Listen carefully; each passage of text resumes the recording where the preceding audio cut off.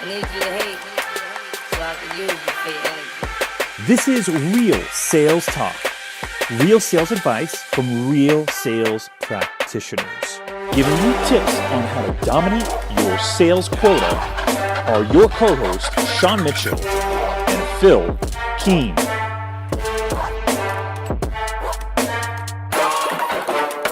This episode is brought to you by Convertist.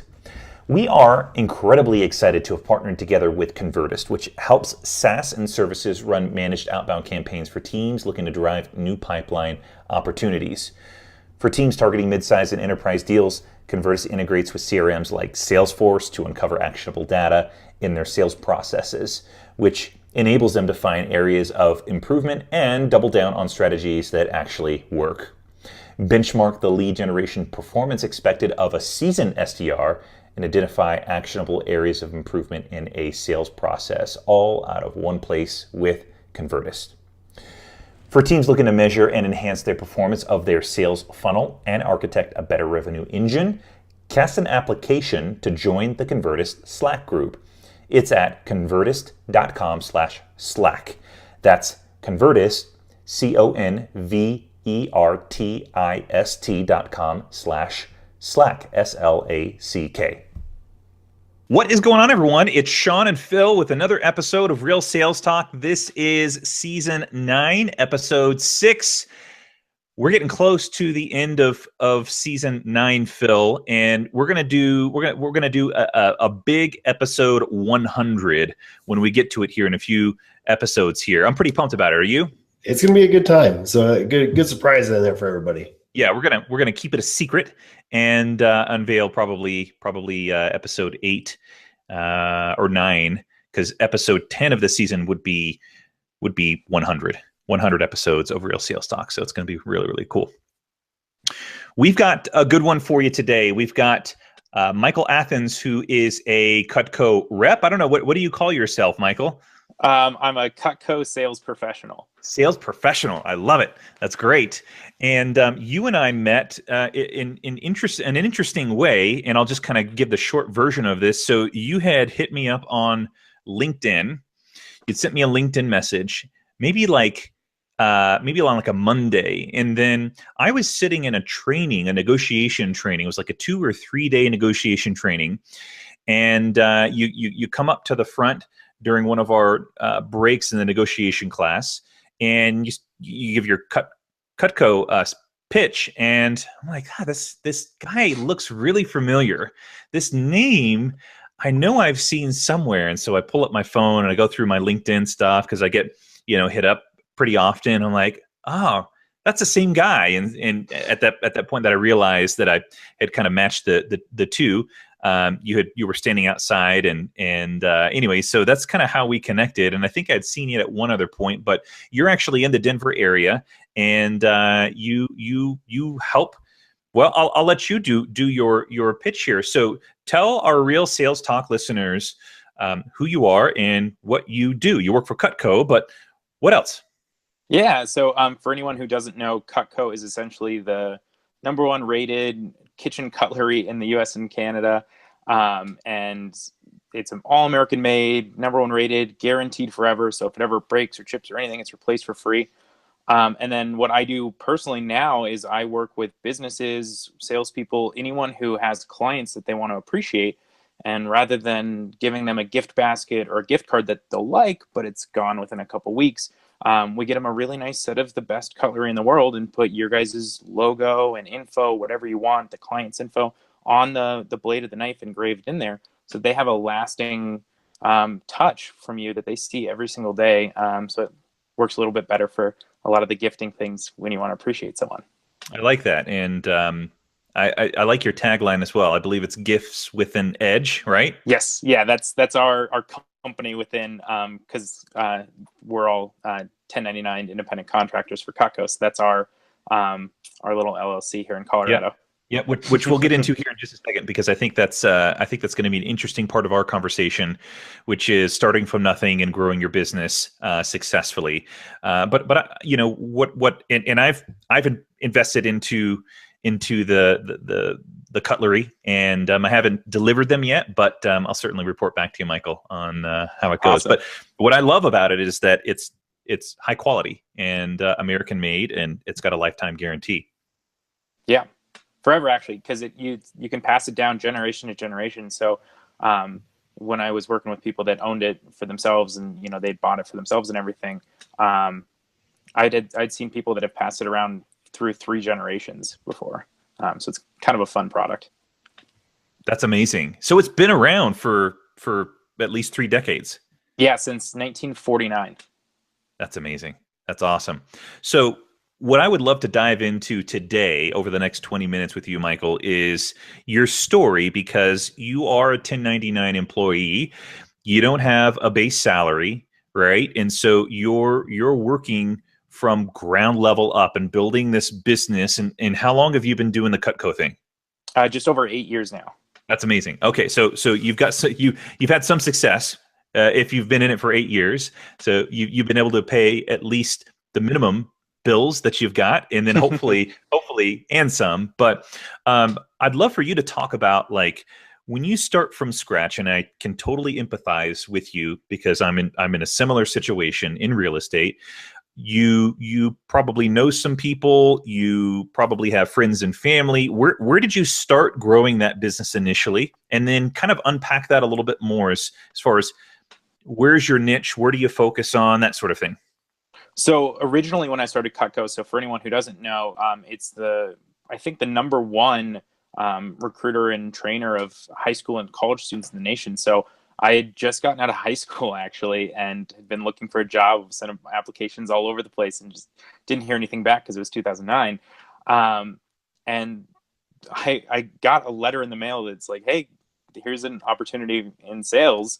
And called them up, went in and saw the product, and was like, hey, my mom's had that for like 20 years. I recognize that stuff. And so just said, I don't really have any other opportunities. I'll give it a shot.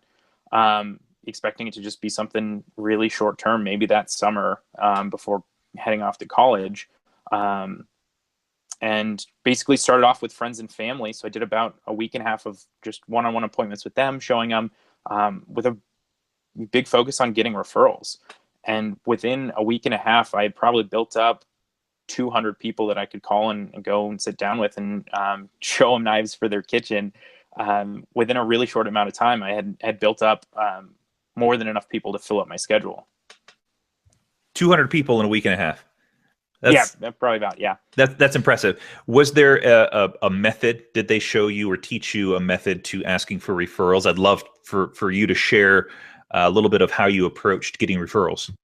I think the main thing, and it's funny now working with people from all different industries, doing their gifts, is where they often the biggest thing is people don't ask. So it was right in our script. We had our little manual that we would sit at the table and talk to Mrs. Jones about her knives.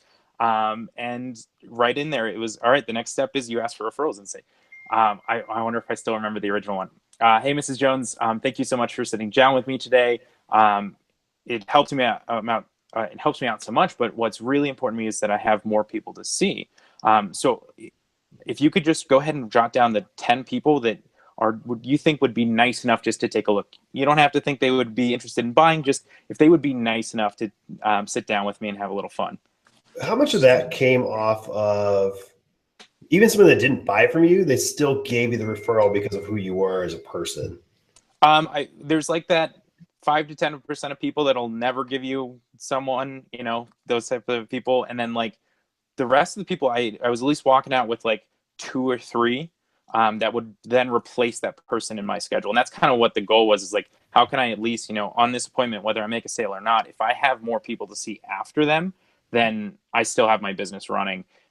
So at least getting a few people, but a lot of people, they write down 10 people and then, all right, now which ones of those would you call first? Who's the person that likes to do blank? And we would do a lot with thought joggers of just getting them thinking about other people if they were kind of low on it.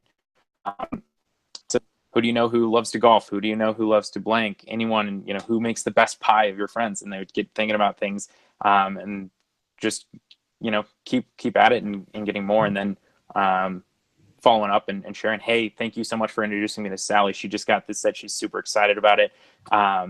Thank you so much for sending me their way. And then they kind of would start getting into even competitions and things where they were so excited about it that now their friends are doing it. And they're like, wait, how many referrals did they give you? All right, well, maybe you should call these other 4 people, and just kind of creating really just a culture and an atmosphere of this is what's important. This is how you can help me, whether you buy or not. You're helping me by introducing me to friends and family. Yeah, I think from the B2B world, but really the B2C world, like just asking half the time, like asking, if you ask every single time, like your success rate is tremendously high. So Exactly. I think it's one of those things you just got to ask in any type of sale. If you just try, like for SDRs out there that are doing outbound prospecting and B2B, like just ask for the meeting. Just ask. Like you'd be surprised how many people say yes just from asking. Exactly. Yeah. There's so many people, and for some reason a pain point. They're scared. But what's the worst that can happen? They'll say no. So just have fun with it. Would you say that was a fundamental part of you getting your business ramped up? Yeah. We knew it was a focus because I don't have appointments, and if I don't have appointments, I'm not making sales. And as 100% commission, I don't have a paycheck then. I'm curious to know how you balanced, getting into Cutco and paying for some of those bills that you may have had when you were getting started. So did you have a side hustle or a part-time job that you were working kind of in line, or did you just go cold turkey and jump head first? So Cutco is the only job I've ever had. So when I didn't get hired anywhere else and walked in there and I did well with it, I was the top rep that summer for my office. And then I've done a couple other things. They have a really great opportunity for people to kind of work into management and do those things, where I was an assistant manager the next summer after going to school. And then the next summer after that, I actually ran an office for the company. So up in Westminster, Colorado, we were the Westminster Wolfpack, and I hired and recruited 70 sales reps, and we sold a little bit and had a lot of fun, but it wasn't really the path for me. But it's a really fun way where you can kind of work different things. But so yeah, I've never done anything else but sell knives.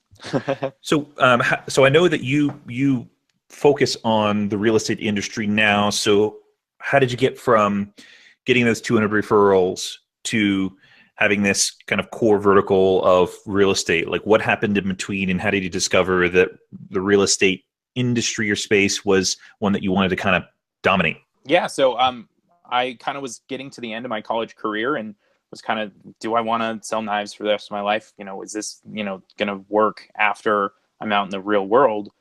And went to a conference where I had never even heard of the realtor program, and someone that was doing it down in Texas was talking about it.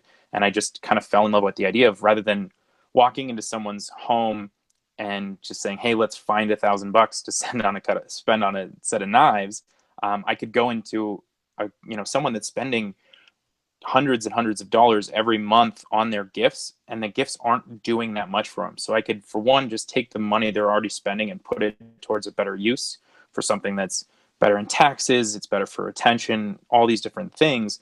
So I'm helping them, and I'm not a pain point of trying to find new money for them. It's something that's already in their budget. They're spending it either way. So I just became really excited about it, and so really what I did is, at the end of asking for referrals for appointments to go show people in their homes, I said, by the way, who's your real estate agent? Who do you know who's a business owner? Who do you know that's blank? And started building it that way, until that got me to connections inside the industry. And then that's led me to, just building a network of people that can get me in front of the most amount of people in the shortest amount of time. Yeah. So you're not at this point going one-to-one with real estate agents. I mean, when I saw you, in fact, I think I've seen you a couple of times in Denver. You were at a real estate office. It was a real estate meeting, or this last time in September, I think it was, you were at a title office. And so talk us through that. It's really business development. So you're building relationships with these people who are basically the gatekeepers. How do you do that? Where do you go? Are you at networking events? Do you just cold call them? Do you cold email them? How does that work? For some of those, it started off with cold calling, but that doesn't work with me as great. So there's a lot of times where I would, find a real estate agent at an office and help them out. And then I'd say, by the way, who's your managing broker? So then I would come in and speak at their sales meeting, and there's a title rep there that's promoting their business. So just, hey, I'm sure you have a bunch of classes and events and things that you need sponsors for. Like, how can we be of service? How can we add value? And honestly, it's just kind of one of the things. It's just, I try to be the absolute best presenter I can. There's a lot of people that walk up there and they just kind of ramble and go on. And we, have something that's really tight. We try to be as value added as possible, as quick as possible, so that we can let them get on with what they're there for. And then just the program works on its own. So it as long as I'm in front of people, I'll keep selling. That's awesome. So you get in front of these agents, and then what happens? Are you, with this last time, you had a table, or there was a table out there and you had some of the cutlery. Are you asking for appointments once you get face to face with agents? What's the next step in that sales process for you? So yeah, the kind of having the table thing has been newer in the last couple of years, where we're just being more efficient by letting people pull the trigger right there at the event while they're already captive. But then anyone who can't do it then, or they're not ready, just follow up, and it's a 1 minute call that says, hey, you gave me your card, just checking in, see if it's a good time for gifts. I'd love to sit down for 10 minutes and go through how the program works. And if they're ready, we sit down and we get them helped out. And then if not, then it's like, okay, great, we'll be there for you, and just kind of build the relationship, make sure that they know where to find me. You're staying pretty top of mind too. You're connecting on LinkedIn, you're connecting on Facebook. I think you followed my Facebook business page. So do you have a formal strategy there? Like, are you just trying to be in all places and create as much exposure as possible? Yeah, just to try and be as available as possible for people. So, I don't really do any type of, for someone who's like on my Facebook, it's not really about like selling new people, but it's about being there and ready for people and giving new ideas. So trying to share anything that I can that'll an extra edge. But then when they're ready to place their next order because they just ran out of gifts, they can Facebook message me, or they can call me, or they can respond to a drip message. So trying to be as everywhere as I can without being annoying. Phil, I know you've got to jump off here soon, but do you have a question before you head? I think it's something where, how do you find that balance, I guess, between being annoying and I've asked this to other people on the show before, like before being annoying and making sure you're following up in a timely enough fashion that you're still helpful. Like, what do you do to find that balance? Real Sales Talk family, want to take a quick break just to say thank you to our partner Convertist. If you're interested in improving your game to drive leads, opportunities, or closes, join the Convertist Slack group, a place where sales and marketing operators can talk best practices to architect a revenue engine. Cast an application at convertist.com/Slack. That's convertist.com/Slack. Now let's get back to the episode. A lot of it's just kind of testing and playing with it. So, with our email messages, we went out and looked at what are the best people doing and tried to copy them and things like that. So we found good rhythms of, how often to be in front of them, how for info, how often be in front of them for specials, things like that. So we can, but we always try to do, when we are doing, hey, buy more, because no one wants that. And then for a lot of it for us is just promotion of new stuff. When someone is giving us a shout out, trying to bring those types of testimonials and things in front of people so that it's other people selling us rather than us doing anything. And then just being a person, vacation pics and videos updating people of what's going on, in my life and stuff like that. Trying to have a good balance of being interesting without, being there too much. Yeah, I think one thing that I found from vendors that do very similar things where they do like the gifting stuff that I've found super helpful was coming to me with like unique ideas of how it's been used. So it's, hey, you've never done this with your prospects or you've never done this with your clients before. Like, this is a pretty cool idea. I just want to throw this in front of you. Like, it's not even me buying it. And even if it's not even your product, it's something else they did. Like sharing that out to your network is a good way to stay in front of them. So I love when it's genuine touch where they're actually trying to add value. Like it makes a lot of sense. So Yeah, there's nothing I love better than one of my clients posting on their Facebook, like, hey, check out this gift. And they did it in a really cool way. They put it in a nice basket, or they did their special wrapping that they do every time, or they have a special way of giving it. And then it's like, oh, that's a great idea. I can give that to everyone else. And it's just more ideas for them to make it a better process. yeah, Yeah, that's cool. cool. Yeah. Cool. I know, Phil, you gotta check out, so go get your meeting. I want to talk a little bit about the Facebook thing because you were talking about just kind of sharing life. Some sales reps take the approach of Facebook is, for personal friends, and I don't use it for business. But it sounds like you're kind of commingling the two.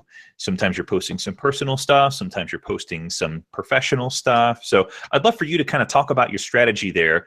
Do you have any scheduled posts? Is it just kind of when things are top of mind, you post something about business? What's your thought process there? So I kind of cheat on that one in that I have two Facebooks.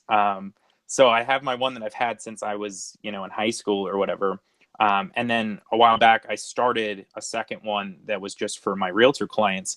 And it started off a lot of just business. And I've just realized that I get the most interaction with people when it's something about there's only so much interest you're going to have specifically when you're already giving our gifts in more stuff about the gifts. So, and we also have our company has our, the Facebook page and stuff like that. So that's got a little more of that type of contact as someone wants to go to it. But just for engagement and being there for people, it's a little more engaging to have it focused on things outside the business with that sprinkled in. So now obviously there's the filter of things I wouldn't want my clients to see, but I try not to live that way anyways. Where I think that's a really interesting strategy, and it's sort of a brilliant idea. If you're concerned about your professional life bleeding into your personal life, to have two accounts. I mean,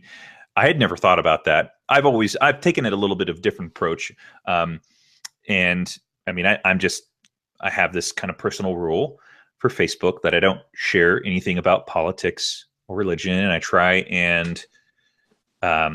and keep my opinions to myself about things. So I try and keep it fun. So family photos, family trips, things that interest me, and then of course periodically I'll pepper in some photos of some houses listing or maybe a showing or something like that. But having two separate accounts, new idea. I think that some people listening to this may run with that. Just something kind of happened, but it's been a really great way to do things. I felt. Yep. And do you have any sort of strategy for what you post, or maybe when you post things, or is it just when it's top of mind, or when things come to mind? Mostly top of mind or cool things that happen. So trying to just kind of stay on things that are interesting. And then I have, occasional things. So like, in fact, I need to post something just reminding people about holiday stuff coming up. Since it just started November for anyone who's listening later. Now's the time. Yep. But yeah, so little things like that. And we'll kind of have some things for holidays and specific things like that. But in general, it's kind of, hey, this cool thing happened. Hey, this person's doing this. About blank. It's got some great ideas in it. Yeah. Talk about those seasons, those seasonalities for you. Obviously, Thanksgiving and Christmas here in the States are probably some times where you're reaching out. But are there some other times of the year where you try and capitalize on seasons? Well, we personally like if you give outside of those traditional gifting times, because you just stand out more. So for all our people that want to do holiday stuff, we say, get it there before Thanksgiving, because for one, we're knives, so it's going to be out when the friends and family are over, both at Thanksgiving and Christmas. So you get twice the exposure, twice the people saying, hey, what's with that bright red handled knife? Oh, that's my realtor. They're amazing. That's my landscaper. They're awesome. That type of stuff. But when you can do it just randomly throughout the year when they're not expecting it, because they're getting so many gifts ranging from amazing things to terrible things from both businesses and family, and the flood of cards and things like that, that if you can give it in the middle of the summer, if you can give it for, Valentine's Day, that's a weird kind of thing to do, but it'll stand out. We're definitely big fans of that. Yeah. Yeah. Cool. You showed me your list of products. Are there some that are more popular than others, that are easy to sell, or products that people gravitate more towards than others? For a lot of it, we've narrowed down, because Cutco has over like 100 products that we can work with. But we just found that we really wanted to narrow things down to something new and that looks great with the engraving on it. So, our little steak knives, they're amazing. People rave about them day and night, but if you can only fit, tiny bit of script on there, it's not quite as impactful. Our pie server is awesome. It looks amazing with the engraving on there, but they're pulling it out a few times a year. So we definitely try and focus on something that's really going to be of value to the client, where they're going to use it all the time, but it also helps out my client who's giving the gift as something that's going to be an easy spot for retention and top of mind awareness. Yeah, and maybe I should just kind of explain this tradition for real estate agents to buy gifts, because that's something unique that I realized when I got into the space. Prior to that, I had mostly been selling software, and not big dollar software, and so maybe that's why it wasn't so common then. But for higher ticket clients, we would take them out to eat. I can't think of an instance where I actually bought a gift, but dinners and meals is pretty traditional. What I like about what you do is that it's going to stick around, sort of like what you mentioned before. It's something that they're going to use and be reminded of you on a regular basis. Yeah, well, and that's something that we found. There was a really great book called Giftology, written by one of the top Cutco reps in the nation, who was kind of one of the founders of the program that we do. And I love something that he talks about, is that, like, when you're working with those really high-end clients, whatever field you're in, they can go out and have a nice dinner, and they're probably doing it all the time. But when you can get them something that's really nice, that says made especially for Mr. and Mrs. Jones, put the wife's info on it, put the family info on it, that makes a lot better connection. It's something they can hold and feel and use daily. And especially when you can put it with something that's quality. But there's a lot of times where just like a lot of that stuff kind of gets lost in the mix of it when you're going just on an experience type thing. So, if you can do that and something else, something that sticks around, that's for, not just the client, but, the client's family, something that can really make an impact there. Lots of ways to do that, and really in any field. Have you ever had people buy a piece of Cutco as an attention getter for generating business? Like not even into the sale, but I'm going to send this to this person because I want to get their attention and I would love to earn their business. Yeah, definitely. I use it myself. A lot of people around the nation do it. My favorite tagline is to do a nice knife, and I'll do a handwritten thank you note and says, I'd love to carve out some time with you. And it's just, there's a fun ways to do it. And there's a lot of cheap ways to do that too. Like, so just so if anyone listening, Cutco it's an expensive brand. It's very high quality. So our knives start at about $80 engraved. So it's not something you can, just give to everyone. If you're definitely in one of those higher end fields, it works perfectly. Or if it is a closing gift where you've already been paid on it, it's much easier. But I've had people that for in our business where we're giving them to get like into an office meeting. So if I wanted an introduction with that office manager, if I wanted to meet someone at a title company, send them a pair of funny socks that say, give me 5 minutes. I'll just any type of little pop buys and things that can get a conversation started. And then if you need to, you can move up the chain on what types of things you can do, but try and do something fun and personal. Can make a really big difference if you're, having trouble getting in front of that person, if you're not receiving a referral for that person. Okay. So if you're trying to get your foot in the door and there's someone that you want to do business with, there's maybe a whale, you've got a whale account where you're really kind of fishing for those big opportunities. What do you do to sort of get their attention? Do you send them something to ask for an appointment so that you can get your foot in the door? I'm a big fan of it. Just as a way to kind of lead with value. Hey, like, I understand that your time is worth something, so I want to start off by recognizing that and giving you something of value first. And hopefully, you'll pay that time back. But if not, that's okay. Like you have to be okay with them not responding, because that's just not how being abundant works. But I've found a lot of value in it where just like, here's something to appreciate you. And I'd love to see if we can add value for you. Let me know if we can chat. And what have you seen work? Have you seen anything work? Like any particular gift? Do you actually buy them a Cutco piece and say, hey, I'd love to get a slice of your time or something like that? Yeah, exactly. I'm a big fan of that. It's just because I'm such a believer in our product that I know that even if they're not super excited right now, in 2 years and 3 years and 5 years, when they're still loving the product and using it daily, they're going to be like, maybe I should talk to this guy. That's a nice way where you can, I'll generally have my info on the back of it and kind of do a message for them. But yeah, and then just with a handwritten note of to start it off. Are you assessing? Are you making any sort of guidelines for the size of opportunity? Like, do you do that for everyone that you want to get your foot in the door, or is it deals that are a certain size or bigger? Like, what's your approach or philosophy on that? I guess I don't really have a specific, like, number wise how much to spend on it.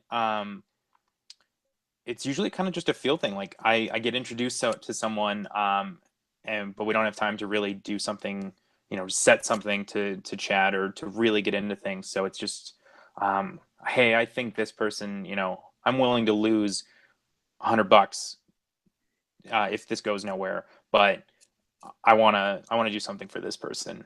I'm not doing a ton of it where it's actually, I don't do any of it where it's just like a random one. I don't think there's anything wrong with that. Just personally, it hasn't been my style. But it's usually, well, I mean, for instance, like one of them was someone that I hadn't met yet. This is the only time, and I just, so we have a really awesome person here in Colorado called, his name's Tom Kimball. He is the lead loan sales manager for a big title company here in Denver. And he used to sell Cutco when he was in college. And so after getting told this like the second or third time by their, just reps from their company, after meeting with them, I was like, all right, it's official. I have to do something for this person. So I got a knife made, engraved it and everything, sharpest sales manager in town or something like that. And just went and dropped it by in his office. And he was busy and not expecting me to pop in. But he, had a letter with it. He called me the next day and said, all right, this is really cool. Like, I love Cutco. Back in the day, it was so much fun. It really got me started with my kind of sales identity. Let's sit down. And so we had an awesome hour conversation. I don't think I've gotten any business from it specifically. But every time I see him, he's super excited to say, hey, and I get to tell that story to anyone else at his company that may not be interested in having me come sponsor their class. But it just created a great relationship. I'm totally happy not getting the money I spend back on that in dollars. Just in the Yeah, experience of great it. relationship. Great relationship builder, I think. Great way to get your foot in the door. And I think people understand if you're doing something to try and stand out, that maybe it doesn't materialize at all, or maybe it doesn't materialize immediately. But what I'm learning is that, especially in real estate, you have to be about the long game. You have to be comfortable with nurturing a relationship for months and maybe years before it ever materializes financially for you. I'm sure it's the same for you. Yeah, exactly. Just, a lot of, I have a really quick, sales process for what I do, but there are those relationships where it's, it took them 5 or 6 times to see it. And they're like, okay, I've had people directly say, I liked this idea the first time I saw it, but I didn't know if you would be around long enough for it to actually pay off. So now that you've been here for 5 years, I'm ready to get started. Even just that that experience and being around and being there for people on a consistent basis.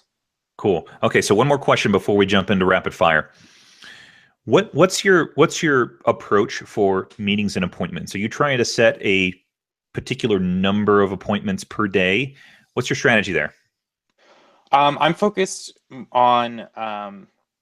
I try to focus as much on activity I can control. So for me, that's phone calls, of setting up events and setting up one-on-one appointments with people. I learned a long time ago in Cutco, we do something called a push period, which was 2 weeks during the summer where you would try and sell as much as possible, and then you would all come together for a conference. Everyone would go up on stage for their sales for those last 2 weeks. I learned after doing a few of them that I'm a different person when I'm trying to hit a sales goal than I am when I'm just doing my normal business. So I always try and focus on just do the appointments, just get them set up, and then try and add as much value for people as possible. And whether I sell nothing or a ton, I'm now viewed by that client as someone completely differently. Yeah, you're not just in it to get their money, but you're, as you've said multiple times during this interview, you're about adding value. And that makes you memorable because of that. Exactly. Awesome. Exactly. Awesome. Okay. So rapid fire, this is something that we make exclusive to our YouTube subscribers. So if you're listening to the audio version of this, make sure and jump over to our YouTube page where you can get into the mind of Michael Athens and what makes him successful. So, all right, I'm going to start off with an easy one for you, Michael. What book or books have influenced your trajectory in Cutco? You had mentioned one already, so you can bring that one up and talk a little bit more in detail. Or if there's another one that comes to mind, share with our listeners what book or books have influenced your professional career. For me, I would say 2 of them. The first being The One Thing by Gary Keller. Is huge in setting priorities and really just being as effective as possible in your time. So I actually recently was given the opportunity to become a One Thing instructor. So I'm really excited about adding that to my business, where instead of being the sponsor on a class for someone, I can be the leader of the class and really step up into that role is something that I'm really excited about. The other one would be Emergence. I think I have it over here. 1 second. So I can get the... Oh, all right, perfect. So Emergence by Derek Rydall. Okay. Really awesome. Kind of on the personal growth, the self-identity kind of work. Mindset. Even more than that, who you are and how that affects your mindset and how you're seen. Really, making a decision of who you are and who you want to be. And what I like about this one is, right on the cover, it's got the an acorn and the oak tree. And one of the big points is that I find with a lot of these programs for trying to up level yourself, it feels like you need something outside of you, and it's no, all the ingredients are in that acorn. It just needs the nurturement to grow into that oak tree, which is one of the strongest naturally occurring things. So Love it. I'm a big fan of that one. Cool. What podcast or podcasts are you really enjoying right now that are contributing towards your success at Cutco? I love the Achieve Your Dreams podcast. Hal Elrod, which would be another book that has been a huge impact on my life. The Miracle Morning for real estate agents, for salespeople. There's a few different versions of it, but that has been huge. They bring in great people. Their content is amazing, so I really love that one. Let's see what else. The Front Row Factor. That guy was a really great Cutco rep, and then worked corporately for us, and then just kind of he quit to go follow his dreams of starting a foundation basically called the Front Row Foundation, where they help people with life-threatening illnesses get front row tickets to their favorite sporting event or concert or anything, and just really give them an amazing experience. And he just came out with another book too. I actually haven't read that one yet, but he's a wonderful interviewer and gets really great people on there. Cool. Because I know you're big into routines. What morning or evening routines do you have that help you kind of get in that right mindset? So I'm a tinkerer, so I always play with it. But the one that I've found the most effective, and this one's it gets crazy, but so if you're just starting out on a morning routine, I would definitely suggest checking out the Miracle Morning. It's absolutely amazing. But off where I wake up, drink like a full glass of ice cold water, then I go and turn on my shower all the way cold and jump in there to wake up. And then I do something called SRI, which is somato-respiratory integration. It's a Tony Robbins thing where it's kind of like a breathing technique. Looks really crazy. I'm part of a really awesome sales group called Epic Impact. And so we have 20 of us doing this. We're going to be in Guatemala in a week, all 40 of us, and I'm just assuming I think we're going to be doing this on a volcano. But it's Crazy. A really awesome way to just kind of get your body woken up and get blood flowing and oxygen out. It's like really quick intervals of breathing, right? I think I've seen this. Yeah, so it's kind of like Tony Robbins priming and all those types of things, where it's kind of just picture how you feel after doing jumping jacks. They're just kind of different movements than that. But yeah, it's been great. After that, I try to do a little bit of exercise, then meditation, reading, affirmations, are the last steps. I love it. I love it.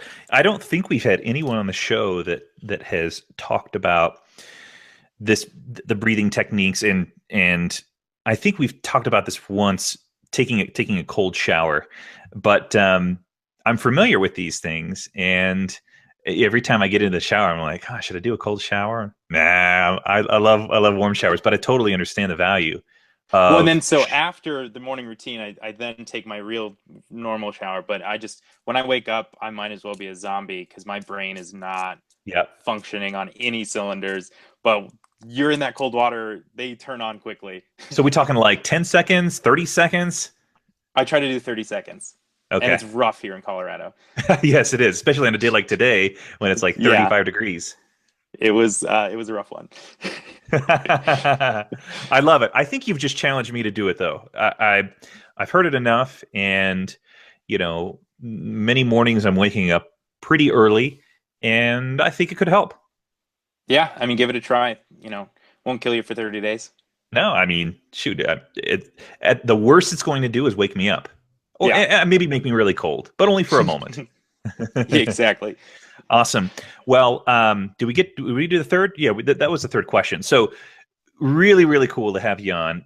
Definitely a different perspective that I don't think we've ever had on the show. So I really appreciate your time, Michael. I love the idea of of gifts. I love the idea of getting someone's attention with something that's really high quality. So where can people get in touch with you if they're interested? They like the idea of Cutco. It sounds like a great quality product. How can they reach you? So Facebook, Michael Athens, and then the one that says the gift guy is my more professional one, and has a picture of me with the knives. You can go to giftswithanedge.com. So giftswithanedge.com. And there's like a 2-minute video that shows kind of the whole process of how things work. So that's the easiest way. If that looks interesting to you, our infos are on there, so you can give us a call. You can take a look at the products, stuff like that. But yeah. And you're not just in Colorado. Like if someone calls you up from Georgia, you could still help them? I can work with anyone around the U.S. pretty much. Cool. Yeah. Cool. And I mean, we've got a listenership that's international. So someone reaches out from Australia, I'm sure you have someone you can refer. Yeah, we'll figure it out. Get them hooked up. Awesome. Yeah. Michael, thanks again. Really appreciate your time and some really, really cool ideas on how to impress people with gifts, and particularly with Cutco. So we'll make sure and put your contact information in the show notes. So if people do want to connect on Facebook or your website, they can do that easily by just clicking on the link. So thanks, Michael. Really appreciate it. And my pleasure. Absolutely. Yeah. And Real Sales Talk family, we'll see you on the next episode. Thanks for listening to Real Sales Talk. And a big thank you to our sponsor, Convertist. If you enjoyed this episode, go write a review on iTunes or any other podcasting platform.